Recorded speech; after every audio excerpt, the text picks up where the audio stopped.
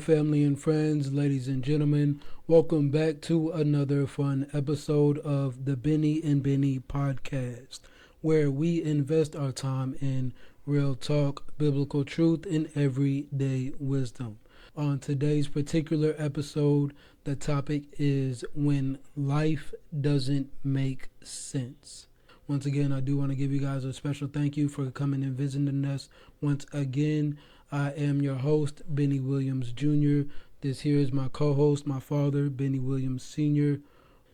You want to go ahead and take it away with the topic? Yeah, so it just thinking about that topic, when you say it, when life doesn't make sense, you've had moments when things happen in your life that don't make any sense? Yeah, absolutely.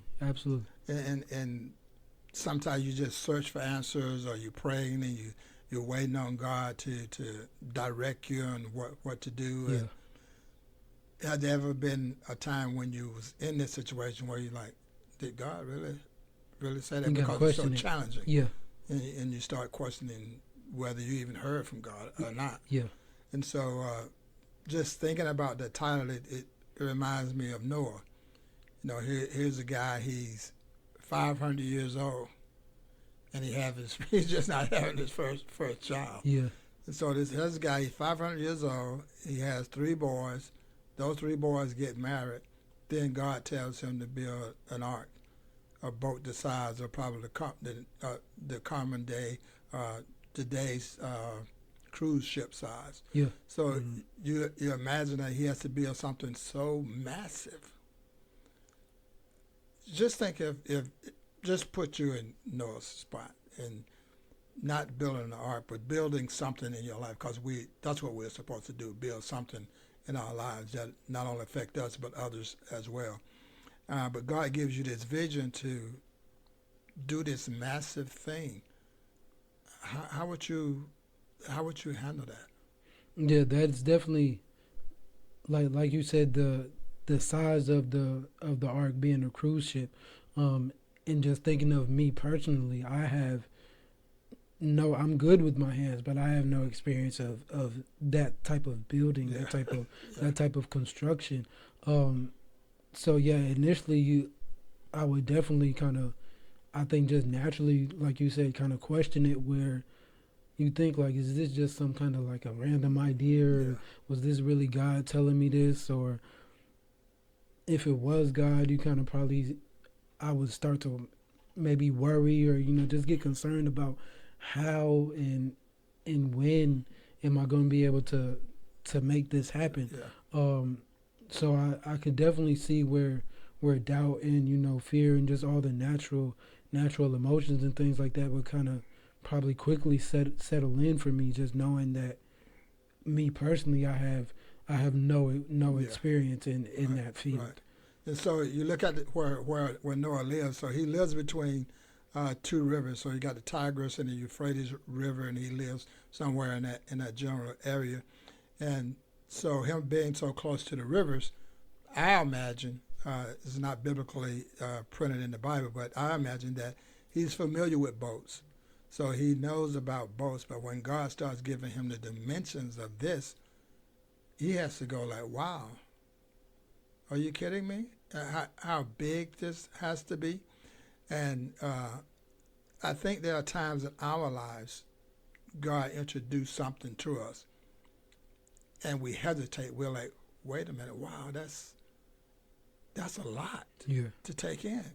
But I think as we look at the Noah story, though, it's a very familiar story. We all grew up on it, and we taught it in Sunday school and things like that. So we know the story, but we don't dig into the details of the story. So I think that with God giving him the dimensions and all these things, I think a massive project like that for one guy, if he's building it himself, or him and his sons building it together, that you can't give him all the information at one time. He never sees he has no vision of the end product.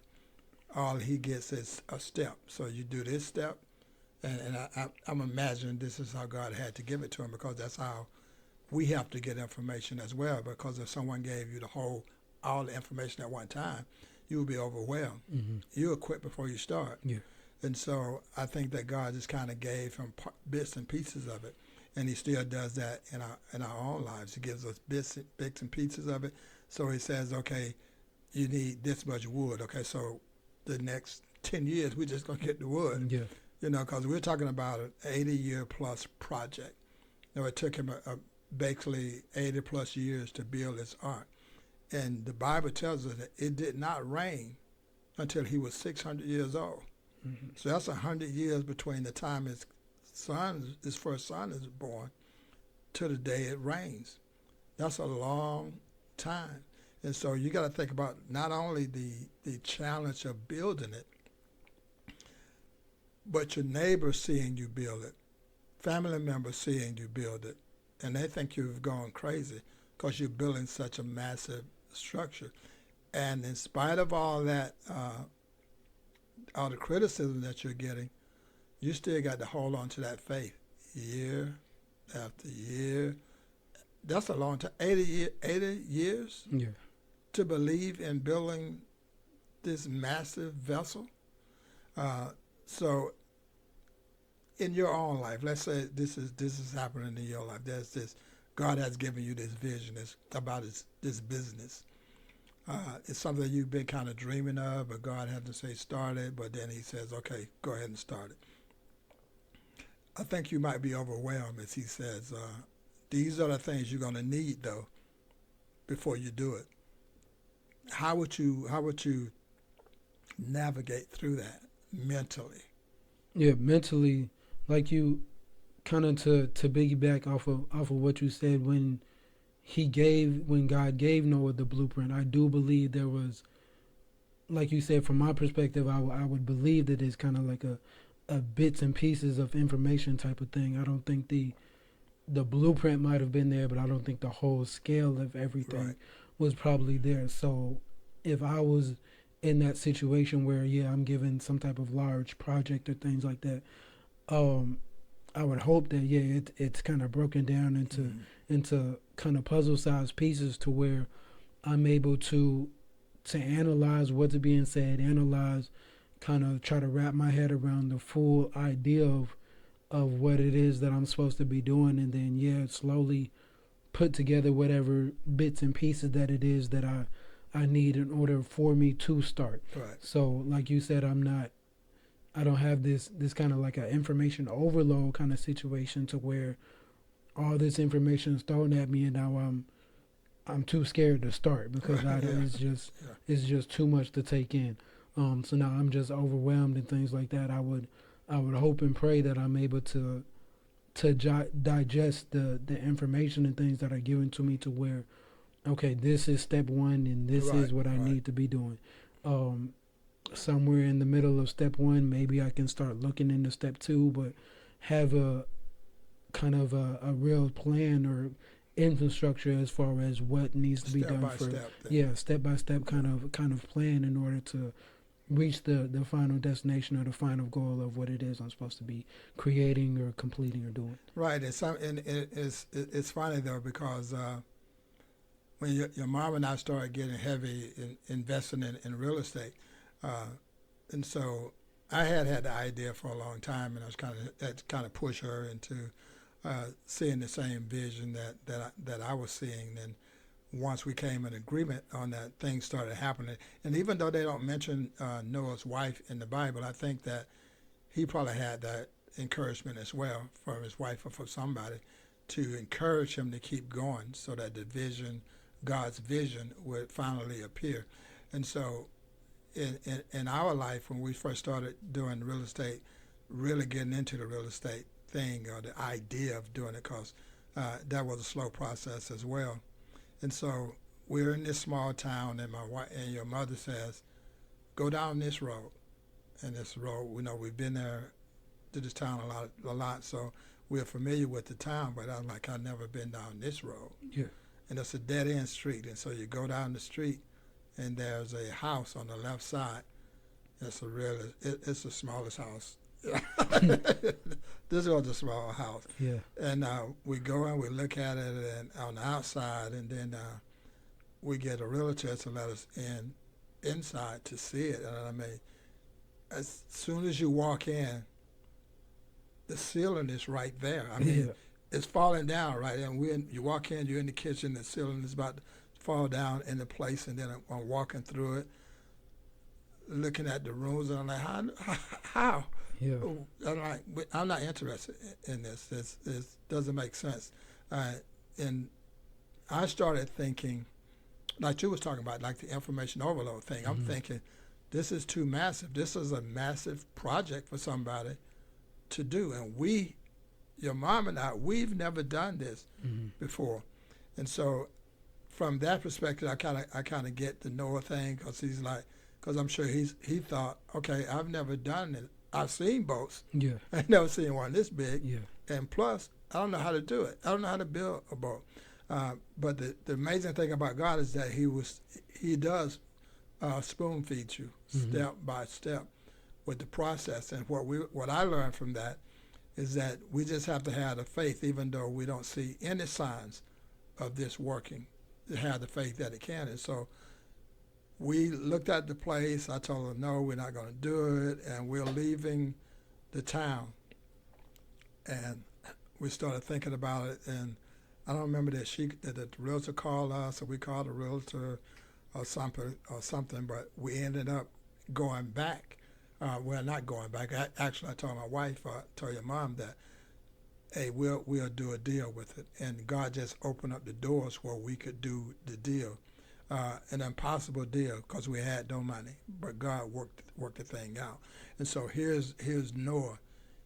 He has no idea how to do what he's doing, but step by step, God shows him what he needs to do to finish the project. And so we have to learn we don't have to understand the whole thing. All we need to do, the most important thing is to start. Because like you were saying earlier, if the vision becomes so large and you know the whole thing at one time, you talk yourself out of doing it, Yeah. and you'll never do it. Yeah. Yeah. So in that particular situation, I really appreciate that perspective, and you just sitting here, you kind of teaching me a lot. I know you a lot more well-rounded with the Bible and things like that, so I'm able to learn a lot just sitting here listening to you kind of break down the story and whatnot. But I can see how the Noah story can directly relate to the real estate situation, because this is a huge task. This is something you're brand new to. Like you said, Noah might have had his sons help him. You had my mother, your wife there in assistance with you. So it's brand new, and you might have some assistance there to help you along with the process, and it's a step-by-step thing. But just like with Noah and just like with you all, it comes back to having the faith of God delivering this to you, and the belief that God is instructing you to move forward with that. So once you have that belief, and once you stand firm in that belief, the second step of, I guess, the journey or the process is having the obedience to push forward and move through with the process. Because for Noah, it was a 80-year process at the least, that he had to remain obedient regardless of any outside noise or anything that was kind of going on around him, or even with himself, to try to not shake himself off of his own path and things like that. The same exact thing stood for you all, to where you had, I'm not entirely sure how long that endeavor took, but however long it took, you had to stay obedient in that process leading up to the new season, not knowing what that new season would bring. You might have had expectations, you might have had high hopes, and you might have prayed and just had expected good things to come from it and whatnot. As most of us kind of typically do, we kind of put our best foot forward somewhat, so to speak, and looking forward to the best thing, looking forward for the best type of outcome, but just having the obedience itself to, regardless of how quickly things change, regardless of how fast we get the results we're looking for, to stay disciplined, stay obedient every Yeah, day. you have to learn how to just stay focused regardless of your obstacles. And I've seen that with you and your clothing line when first started talking about that. Uh, your mother and I try to give you encouragement from that. But you had what what helped you the most is you having the faith and believing that you could do it.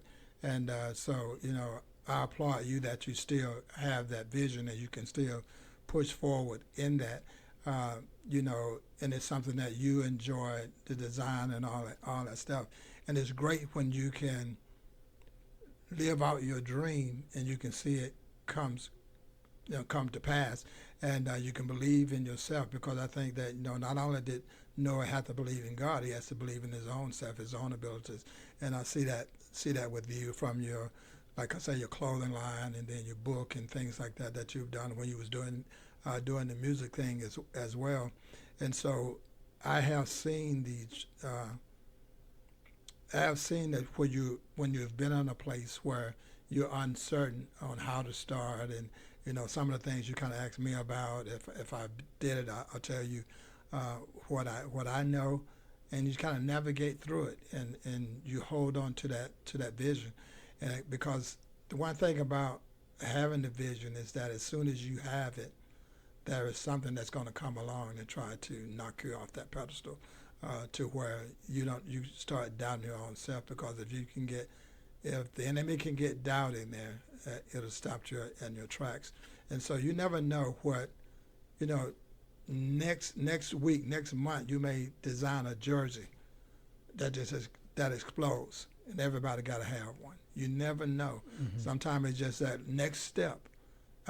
Your dreams come true. But oftentimes we stop before we reach the end of the vision that we had. We give up too soon because we think, okay, this is taking too long. Think what Noah would have did. That he would think, okay, I want to do this, but it's taking too long.